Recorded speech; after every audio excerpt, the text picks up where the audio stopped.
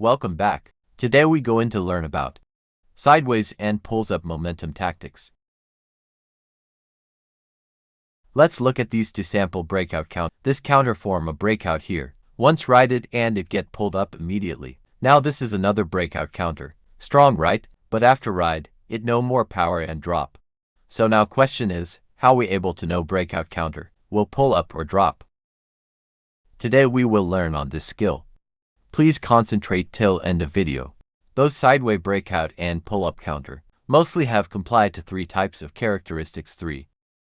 1. Breakout with volume is the key of success. 2.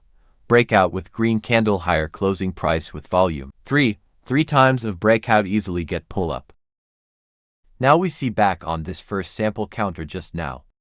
From the arrows we can saw the volume of green candles is higher than before.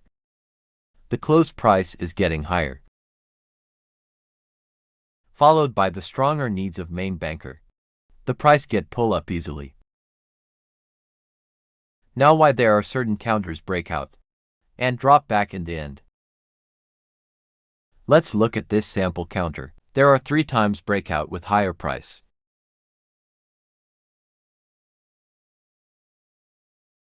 But the volume of second green candle is not following. This shown the criteria is non-compliant and not strong pull-up signal. After third breakout, it's weak and price is turning down.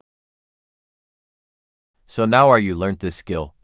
Hope this video able to help you more understanding on how to operate it successfully. Feel free to leave comment if have any question. If you think this video useful, do share to your friends. They will appreciate you and can learn together. That's all for the today video. See you next time.